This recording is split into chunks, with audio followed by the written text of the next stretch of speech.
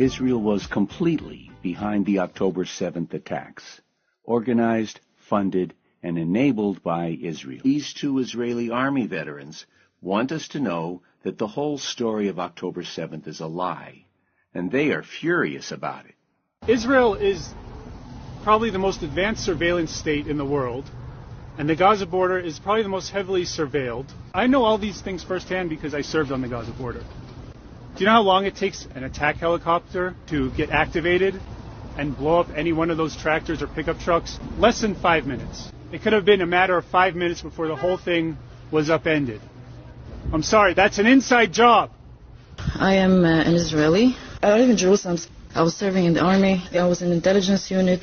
The fence is guarded 24/7, not only by patrolling cars, not only by cameras, not only by a fence that is an electric fence, also by a laser that is activating an alarms. Nobody can cross that fence. You cannot enter unless you have help from inside. There was help from inside. This operation was not made by Hamas. The plan is to flatten Gaza. Let's talk the truth.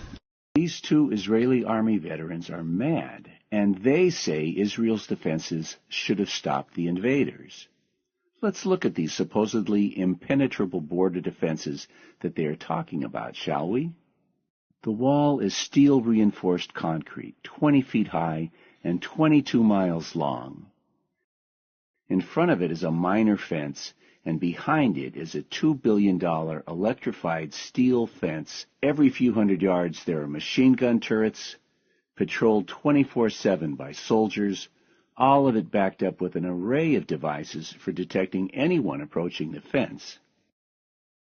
These devices include radar systems with cameras that cover the entire territory of the Gaza Strip, night vision cameras, of course, a system of lasers for detecting movement, super high-def cameras that can see faces close up from 6 miles away. The cameras are located atop surveillance towers. Many of these cameras are mounted in balloons, allowing the spotters to see deep into Hamas's backyard. A small army of spotters monitor these cameras intensely, 24/7. And the spotters reported that they could see training camps, which are as far from the border as you can get. Before you're out of range of these cameras, you're in the sea. The cameras send a picture of any intruder to the spotters, who then send the information to the soldiers who operate the machine gun towers by remote control with devastating effect. These machine gun turrets should have exterminated the Hamas invaders when they first approached the fence. But the soldiers manning them had been evacuated before the attack on the morning of October 7th, all except the soldiers manning this one. Accidents happen, I guess. The whole perimeter is patrolled 24 hours a day on the ground, including tanks, and from the air, of course. And backing this whole system is a battery of 28 Apache helicopters, capable of flying 200 miles an hour, firing 600 explosive 30-millimeter machine gun rounds per minute, plus Hellfire missiles, and less than 5 minutes away from Gaza. Paratroopers on call and ready to be flown in anywhere in minutes. The military base near the Gaza border is capable of responding within minutes with 200 soldiers armed to the teeth. And of course the bombers, currently murdering children in Gaza, would arrive in seconds after takeoff. If one of these multiple standard defense measures had been in operation, active on the morning of October 7th, the attacks would have had zero chance of breaching the wall alive, much less hurting anyone on the other side of the wall. As we are about to see, Hamas had been on the warpath for 40 minutes before the sun came up. The helicopters should have been in the air 35 minutes before this video was taken. Given that the attack was already underway at this point, these guys should have been obliterated as they first left town and started down the dirt roads to the fence. But we're just getting started. They're called in Hebrew Tatzpitanot, which is basically the command and control center. These are the people, mostly females, who observe, who's tasked with observing the Gaza border fence. There's actual video footage of those same command control center operators reporting on the breach of the fence. They did, and it's documented. From the very start of the attack, the balloons allowed these spotters to see the pickups the minute these Hamas fighters started off from deep inside Gaza. And these women called it in. We saw people running to the border from every direction, running with guns. We saw motorbikes and pickup trucks driving straight at the fence. We watched them blow up the fence and destroy it. And we might have been crying, but we continued to do our jobs at the same time. We were taught that we would report on the incident, we would direct helicopters to the scene, and someone would come and save us. But the helicopters never came. The spotters' tiny base was overrun. 15 were killed, and 7 were taken hostages. These spotters are, of course, furious. The IDF left us like sitting ducks on a range. The spotters who had been abandoned by the army were simply slaughtered. This Washington Post PBS documentary has something to tell us about the cameras on the balloons. Video from the attack shows one of the balloons. We were told it had been cut loose by the militants. So one of the bazillion lies Israel has told about the attack is that the spotters couldn't see the attackers because their cameras had been cut. That is a lie. The balloons were not detached. The spotters saw Hamas coming, and they continued reporting even as Hamas attacked their unguarded facility. But these army spotters were not the only ones calling in red alerts. Israelis living near the wall heard the explosions at the wall. They saw the rockets and called in 30 red alerts. 6 בבוקר, קפה, יושב בשולחן, 6:30, מטח רקטות לצבע אדום, מטורף, מטורף. אנחנו לא זוכרים משהו בכזו אינטות לכיוון צפון, רקטות שנופלות פה, פצמרים, הכל, כל השמיים בוערים, ממש בוערים. In fact, at 6 a.m., people as far away as Jerusalem saw this massive, unprecedented firing of rockets and were terrified, as our lady veteran friend recalls for us. I live in Jerusalem, specifically in the center, and I saw those things from already at 6 in the morning. And I knew about it at 6 in the morning, me, right now as a citizen. Explain to me how the army didn't know it and they didn't come to help these people? Hamas began launching rockets before sunrise, at least half an hour before any of the explosions at the wall, or trucks or motorcycles heading for the fence. And, early as it was, there were earlier alarms from Israeli intelligence in the middle of the night that Hamas was on the move. You've likely heard about the Nova Music Festival that was attacked and 350 people murdered, mostly burned alive. Lawyers for the victims have brought a lawsuit. There's much more to this story that we'll get to later, but for now, let's just focus on the fact that the lawsuit blames the army for failing to notify concert-goers when signs of a possible Hamas attack emerged late the night before, on Friday, October 6. The military concedes that there was unusual activity by Hamas that was detected and discussed, and decisions were made, though obviously those decisions were not to beef up defenses, but to remove them. I'm on the side of the lawyers that this is incomprehensible, how the defendants did not order the party to be dispersed immediately. In fact, I find incomprehensible to be the only word to describe all this stuff. You will too, I think. For example, the women soldiers, the spotters, also heard this story about how the security services were warning about a terrorist infiltration and increased the presence of special forces and placed these various units on alert. The few surviving spotters are furious that they were not alerted or evacuated, but were left like sitting ducks, completely unarmed and defenseless, for the Hamas invaders to slaughter.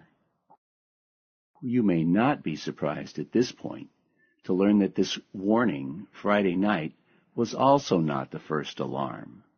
The Washington Post and PBS sent 2 reporters on a mission to Israel to investigate how Hamas was able to penetrate Israel's impenetrable defenses.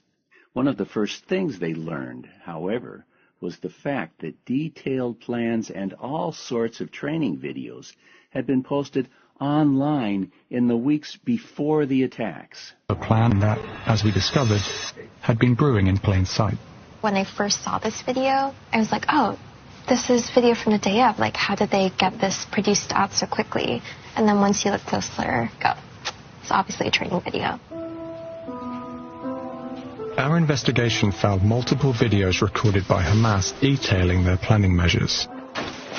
It's posted on social media before the attack, visible to all. We found videos of militants training for attacks on mock-ups of Israeli compounds. Videos posted soon after the attack showed they had also been practicing the use of paragliders. These same women soldiers, the spotters, told the leading newspapers in Israel that for a month and a half before the October 7 attack, they saw Hamas training camps where they had built an exact replica of machine gun towers just like the ones in the fence. The incidents they saw were not isolated, and they were not tiny, they were massive. They'd never seen anything like it. They didn't just report, they yelled at their commanders that the reports had to be taken seriously, that Hamas was training for an attack. Congressional leaders were told by U.S. intelligence that Israel had been warned by the Egyptians, their closest ally in the region, 3 days before the attack. The Egyptians confirmed this story. They'd warned Israel of a coming explosion and that it would be big. The New York Times reported that Israeli officials obtained Hamas's battle plan more than a year before the attack. This planning document was 40 pages long and detailed point by point exactly the kind of devastating attack that was coming. Holy crap! Israel's own analysts also noted the day-long training exercises that the spotters had seen, which fully matched the Hamas battle plan. This evidence was largely ignored or dismissed by Israeli intelligence and the military, our investigation found. Largely ignored. Largely is not the right word. Hell, completely is not the right word. They didn't ignore all this information that we just spent the last 15 minutes reviewing.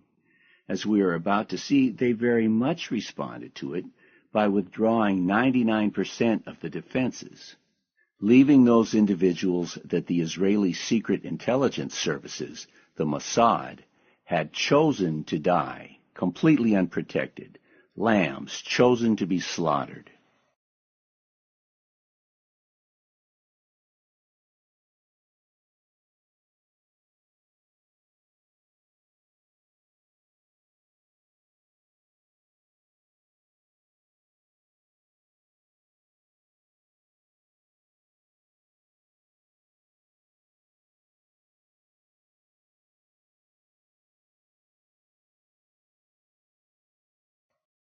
This video is mind-boggling. You have to please note at the top of the screen that the New York Times calls this base the heart of all military operations along the Gaza border. What you are seeing take place is this massive attack launched by Hamas upon this completely abandoned military base. And I count at least 5 and maybe 7 Hamas fighters. We were told there were over 1,000. WTF is up with that? And look at the length of this guy's shadow. This is not dawn. The sun is well up. It's at least an hour past dawn, maybe 2. Nearly 3 hours after the rockets, and well over an hour after the first attack on the fences. In response to the news of an impending attack, the Israeli Defense Force, the IDF, withdrew the military completely from Gaza. I'm sorry, that's an inside job. Again, these women were purposefully murdered by the IDF on orders from the Mossad, the Israeli Secret Intelligence Service. You need to reorient your thinking, I believe, to recognize that everyone who died on October 7th was murdered as part of this plan by the Mossad to justify genocide in Gaza. So, You might expect these women weren't the only soldiers set up like lambs for the slaughter. The New York Times also reports that although the defenses at the base were removed, many soldiers were not only left behind, but they were allowed to keep sleeping. Several were killed in their bunks. The death of these soldiers was not an accident.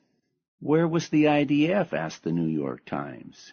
It was part of a plan that was so insanely obvious that the New York Times couldn't resist asking. In all these videos of Hamas, where's the goddamned Israeli army? This body cam video was taken by Hamas operatives. It shows them driving miles to the border fence, kicking up dust the whole way in full view of the Israeli spotters who saw it and reported it. In order to have any credibility, official Israeli television has had to admit what everyone in Israel already knew, that the military disappeared as this tiny invasion took place. A stopwatch counting from the first explosion until the moment terrorist squad number 1 crosses into Israel shows 7.5 minutes.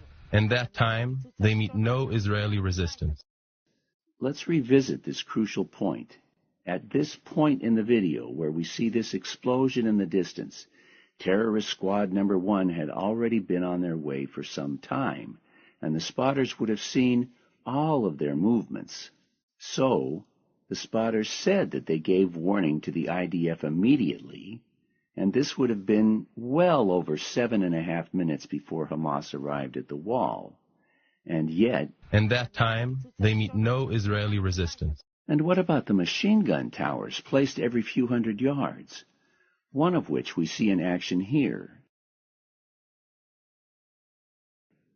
These guns would have evaporated those guys in the trucks when they were still hundreds of yards away. You remember we were told that special teams mobilized at 4 a.m.? My guess is that these special teams were Mossad operatives, mobilized to remove all the soldiers who would have otherwise operated these guns. It seems these special teams forgot to remove one of the tower operators, but no other Hamas fighters were killed by these guns. How long did this stand down last? The New York Times again tells us that after 7 hours, one reservist paratrooper major mobilized on his own, and to his surprise, the roads were empty.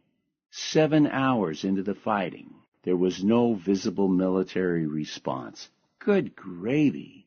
An incredible story, corroborated by this CNN footage showing that the Israeli forces arrived at this bus stop shelter right in the middle of the major Hamas activity 7 hours after the attack began. 7 hours. That must be an exaggeration, no? Incomprehensible. Yasmin Porat is a key witness to events at Kibbutz Be'eri, where 112 Israeli civilians were killed. She says it took 10 hours for the army to arrive. Do you know how long it takes an attack helicopter to get activated and blow up any one of those tractors or pickup trucks? Less than 5 minutes. And yet, for 6 to 8 hours, Hamas wandered all over southern Israel, unsuccessfully looking for a fight. Trust me, all the vets in Israel were asking the same question. And what is the Israeli military supposed to say? Everybody, even this idiot, knew there was a 6-hour stand down. So, look, I can understand why there are so many questions in regard to the IDF and how it took them 6 hours to respond to Hamas's terrorist attack. But unfortunately... And what could the military say? We couldn't use helicopters because they didn't know who and what is going on there. Right. They couldn't tell that these guys with the RPGs and bulldozers were Hamas. Or these guys, or these guys, or these guys, or these guys, or these guys, or these guys, or these guys, or these guys, or these guys, or these guys. Or these fools, my favorites, parked, waiting, doing everything they could think of to attract the military. And then the director behind the camera whispers, "Psst, hey, Ahmed, run out there and pose for the camera. Now, pretend you're shooting at something. Cool." By the way, there are all these videos showing fewer than a dozen Hamas wandering around, and there are no videos of Hamas fighting the Israeli army. None. I'm just saying. These two Washington Post reporters made a big deal about Hamas blowing all these narrow holes in the wall. It took them only minutes. And then we are treated to this very short parade of at least 8 Hamas people walking single file through these narrow openings. But after these guys go through these narrow holes, then what? Do they wait for the bus? Hitchhike? These holes are useless if the trucks can't get through. There's something fishy going on here, right? Hey, look at all these completely useless holes the amazing wizards of Hamas were able to magically make. Ooh. This is all smoke and mirrors, misdirection, to distract you from the nearly obvious truth that the trucks went through a gate. Israel, you see, built a 20-foot-high wall, 22 miles long, with a gate right in the middle of it. And then they left this gate completely undefended. At the risk of repeating myself, what the frog?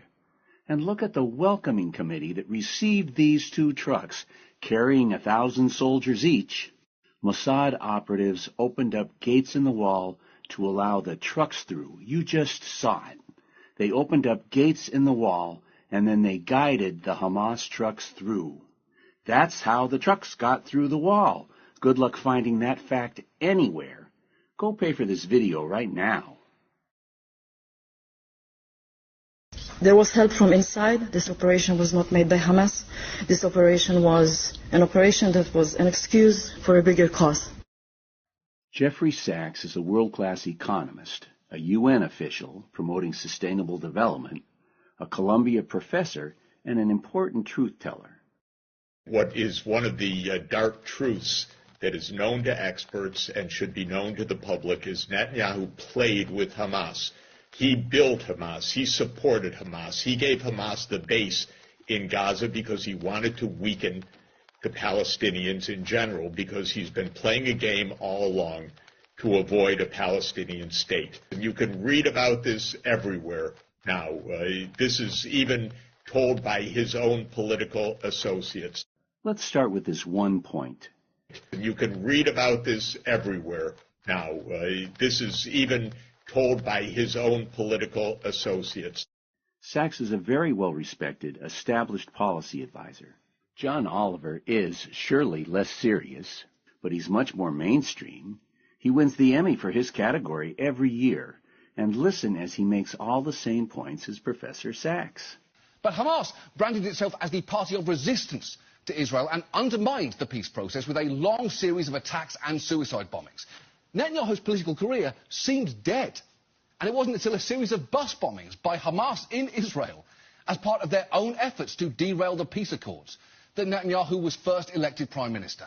His cabinet is stocked with extremists. His current finance minister, Bezalel Smotrich, explaining that strategy out loud in 2015. The Palestinian Authority is a burden, and Hamas is a terrorist organization that no one will recognize, and no one will give it status in the ICC. No one will let them lead a decision in the Security Council. The main pitch we are playing now is international delegitimization. Hamas, at this point, in my opinion, will be an asset. Hamas is an asset. And for years, Netanyahu's government was actually allowing suitcases of cash to be delivered to Hamas. When that scandal broke, Netanyahu insisted that that money was for humanitarian aid, which still doesn't explain why it had to be delivered in luggage in the back of a fucking car. I give him a lot of credit for even doing this really dangerous piece, though he neglects to mention that there's only one reason for making deliveries of cash, because black market arms dealers don't accept credit cards. This picture is from the Times of Israel, in a story about Israel giving Hamas billions of dollars in cash. And this is from a Haaretz article about Israel giving Hamas billions of dollars in cash. And this is a New York Times article about Israel giving Hamas billions of dollars in cash. But this article is killer, because it quotes Netanyahu saying that he wanted Hamas to be strong, and that he encouraged giving Hamas money for weapons. Billions in $100 bills was delivered in suitcases. Netanyahu, of course, denies it, but all of these news organizations ignored his denials and just printed the evidence. But the U.S. has spies too, and when the U.S. spies reported that Qatar was giving Hamas money to buy weapons, the Congress threatened to impose sanctions on Qatar. But Netanyahu sent his Mossad boys to meet with the congressman, and the Mossad spooks gave the congressman a nod and a wink and told them to back off, which they did. These billions in cash payments were approved at the highest levels of the Mossad. David Barnea, the Mossad chief, welcomed the money. The Qatari bagman was escorted into Gaza by Mossad agents, and the chief of Mossad approved these payouts right up until a few weeks before the October 7th false flag attack. Of course the money went to buy weapons, and the Mossad knew it. Every Israeli with any intelligence knew the money was for weapons. Of course it was, and of course they knew. These pictures were all over the internet. That's what some of us call an inside job. Didn't the Israeli army in those 10 or 11 camps hear the bangs when they blew up whatever they had to blow up to get across the border? Mm-hmm. There's something very fishy about that. Speaking of fishy, in early December, two courageous and prestigious law professors published a shocking story that someone was shorting the stocks of Israeli companies just before the October 7th attacks.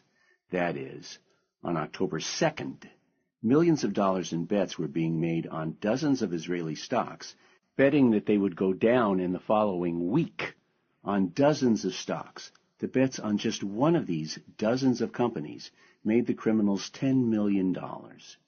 And the professor said in so many words that these criminal stock traders obviously knew about the coming attacks and profited from these murders by making these bets.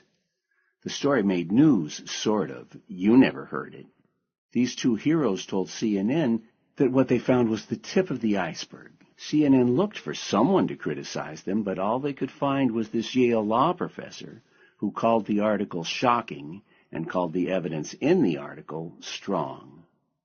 Reuters interviewed the head of the Israeli Stock Exchange, who told them that there was nothing unusual in the number of bets being placed against the market. Nothing to see here? And this same doofus also told Reuters that these short bets were made by an Israeli bank known to him and to the Tel Aviv Stock Exchange. Got that? He knows who did it. And the criminals who place these bets can't be terrorists. If they're friends of his, they're probably members of the Israeli government, so they can't be terrorists. Right? They're calling it their 9/11. What the hell happened on the American 9/11? Nobody knows. Clearly the official narrative has huge holes in it. It shouldn't be a surprise that the exact same thing happened on 9/11. Mainstream qualified scholars found insider trading then as well. There's a footnote at the end all about it. The implications in both stories are earth-shaking. I'm sorry, that's an inside job. They are, as we speak, committing genocide in Gaza. It's so insane what they're doing. It's beyond our capacity to imagine such evil. We've seen that so much of what we have been told was a lie, that it throws doubt on all the stories we've been told. Like that Hamas killed all these civilians? Obviously we can't believe it just because the Israeli government said it. So let's have a closer look. I hope you'll notice that Hamas had no motive to kill civilians, or soldiers for that matter. They wanted hostages, to trade for the estimated 10,000 Palestinians held captive by Israel. For Hamas to kill civilians would only help the Mossad and the Zionists to justify their genocide. The Mossad brags about their operatives inside Hamas. And these Mossad operatives are the only ones who would have had a reasonable motive to wantonly kill civilians in the name of Hamas, as we see here, throwing a grenade into a bus station shelter full of peace-loving fans from the music festival. But this leader of Hamas says they had no intention of killing civilians. His saying so was worthless, of course, except that it is corroborated by so much real evidence, most powerfully the surviving witnesses, former hostages, who say that their captors treated them humanely. This old lady was taken hostage, and we see her here being released to the Red Cross, and she turns back to her captor, takes his hand, and says, "Shalom." After she has been... מדוע לחצת את היד לאותו מחבל חמאס ברגע שהוא עבר הם התייחסו אלינו בעדינות וכל הצרכים שלנו סיפקו. These women were taken hostage and eventually released. They were tickled, it seems, with how well they were treated. הם נתנו לה שם מאוד יפה. שם ערבי מאוד יפה. סלסביל. זה מים, זה כתוב להם בקוראן, מים מתוקים כזה. עכשיו אמרתי לו שזה קטע, כי השם שלי בישראל זה אגם. Yasmin Porat shocked Israeli radio with her description of how she was treated by her captors while being held captive inside the kibbutz Be'eri. הופכים להיות בערך כ-12 בני ערובה. הם מתעללים בכם או שהם... הם לא מתעללים בנו, הם מתנהגים אלינו בצורה מאוד אנושית, זה אומר שהם שומרים עלינו. כן, מה זה אומר אנושית? שומרים עלינו, הם נותנים לנו לשתות פה ושם, שהם רואים שאנחנו בלחץ, הם מרגיעים אותנו. The body cam video taken by Hamas also undercuts the allegation that Hamas wantonly killed civilians. And the videos recovered later show the rampage through the kibbutz. Rampage? But look for yourself how carefully and gingerly these men are creeping around. And look at this poor fool with a cigarette lighter, setting fire to some decoration. This old man says Hamas occupied his house with him and his wife inside for hours, and then left it looking like this, totally ruined? It's obvious, no, that these houses were not bombed out by men who had no bombs, but only small arms and cigarette lighters. This was done by Israeli tank shells and Hellfire missiles. In a minute, we'll look at Israeli media accounts of how the tanks and helicopters in fact inflicted this damage. Most of the dead were found under the rubble of these bombed-out houses. And to what purpose did Israel blow up these houses, with over 100 civilians inside, except as part of a plan? To kill these civilians, and then to blame their deaths on Hamas, and to use this wanton murder by Israeli soldiers of their own people to justify genocide against Palestinians. Another point made by these videos is that these Hamas fighters seem to be wandering. They shoot carelessly at a passing car, but this seems random and careless. And what are these guys looking for? Like everyone else, they're looking for Israeli soldiers to fight. But the Israeli military had mysteriously evaporated and wouldn't appear for another 6 hours at least. If these guys were trying to massacre civilians, you'd be watching a video of them massacring civilians. And you hear it explicitly in this video. Hey guys, look, here comes the army, yay! We've already seen that Hamas is entirely financed by the Mossad and infiltrated by the Mossad. And yet, in spite of the billions invested by the Mossad, Hamas barely seems to exist. The notion that a paraglider is a weapon is a sad, pathetic joke. Hamas put on a big show in April, 5 months before the attack, but no one dressed like these guys is seen in any of the videos from October 7th. I guess they had to take the costumes back. Hamas fired hundreds of these skyrockets. These are fireworks, not weapons. They do 0 damage. And this ragtag gaggle of 6 amateurs in pickup trucks, armed with pea shooters, is not an invasion. And it's a f***ing pickup army that's killing us.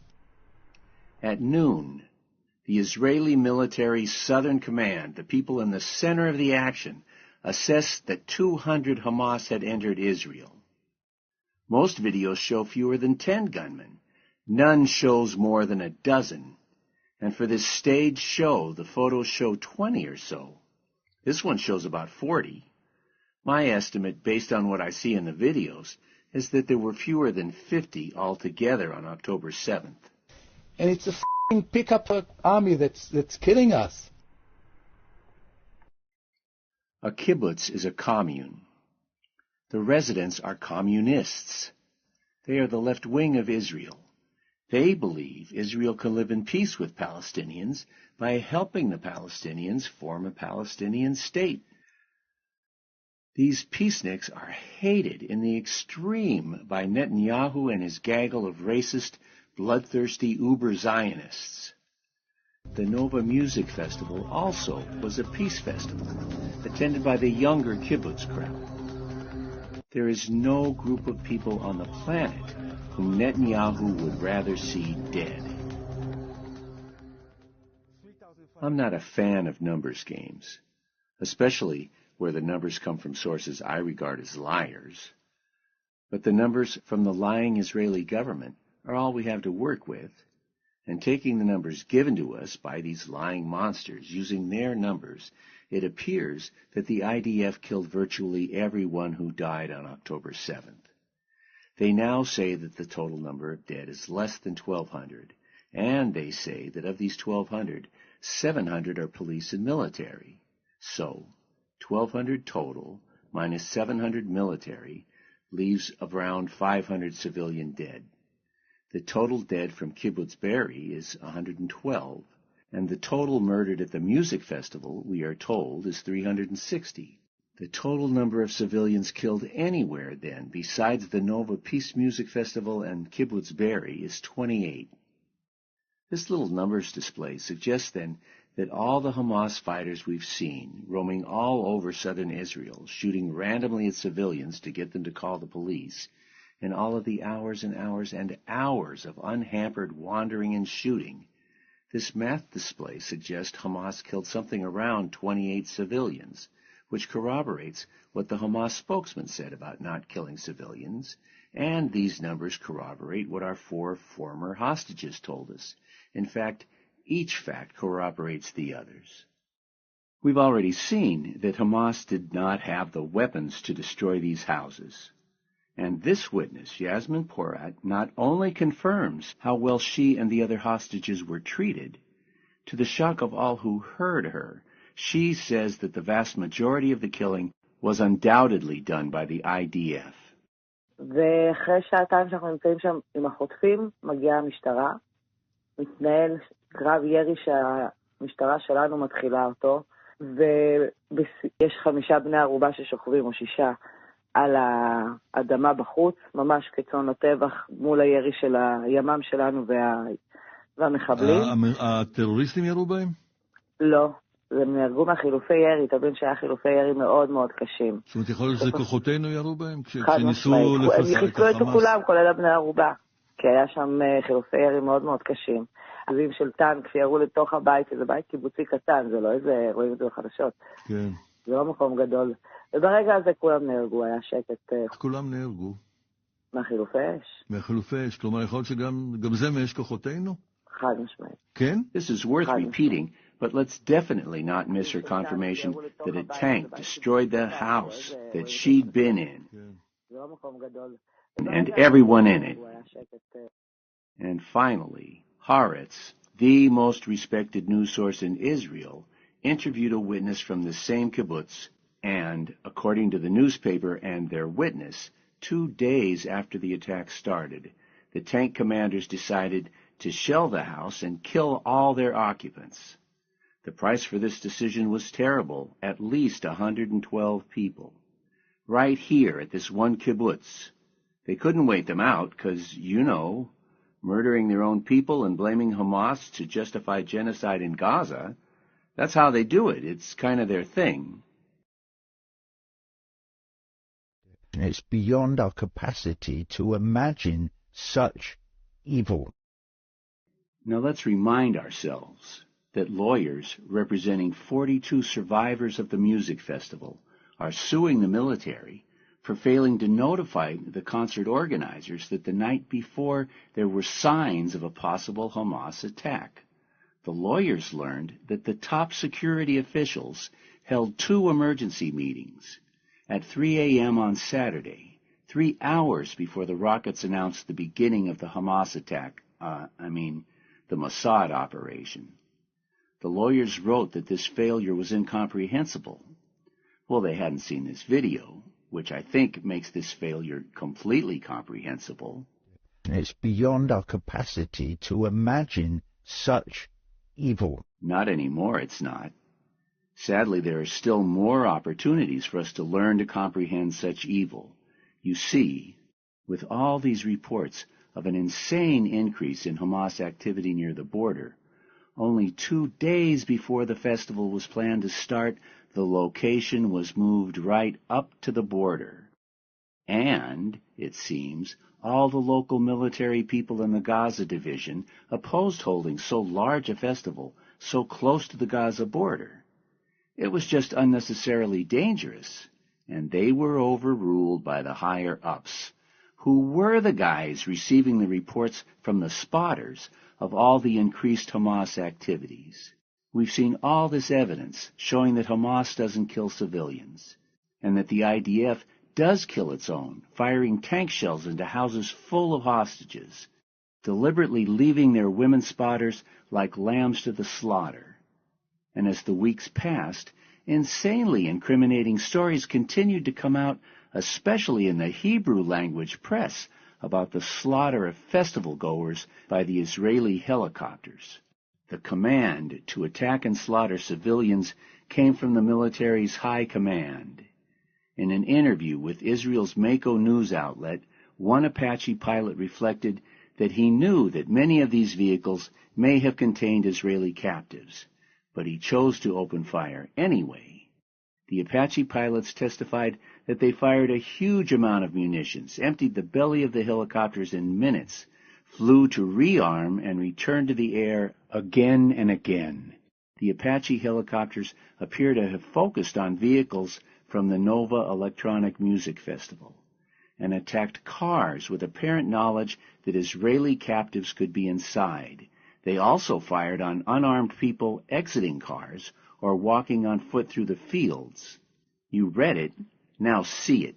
Perhaps inspired by the facts coming out in the press, someone leaked a few seconds of camera footage from one of the helicopters showing exactly what we just read. These are civilians trying to escape in their cars and being fired on by a helicopter with Hellfire missiles. The people you see on the right were lucky enough to get out before the helicopters arrived, but you can recognize that they're the same concert goers as the people on the left. This inconceivable video gives important context to this inconceivable quote from an Admiral Daniel Hagani. There were hundreds of deaths, including many terrorists, or maybe some terrorists. There weren't very many in the first place. And look at all the cars the helicopters incinerated. Hamas could not have done this. Hamas couldn't even have sat in these cars. There weren't enough of them. This was a massive slaughter of Israeli liberals, peaceniks, music lovers by the extreme right-wing Nazi government. But let's go back to this photo. It is, I find, the most commonly used picture from the music festival, and it may be the only one showing unburned cars.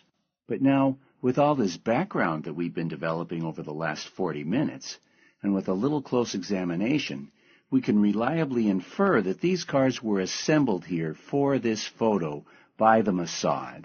I mean, look at these burnt patches on the ground. Indisputably, there were cars here which were burned by explosive helicopter fire, which made these burned patches. But where are the burned cars that made these burned patches? They're gone. And these unburned cars are now here. There's something fishy going on. Obviously, the burned cars that scorched these burned patches have been removed, and these unburned cars have been positioned, staged in this photo, which, as I say, has been widely promoted.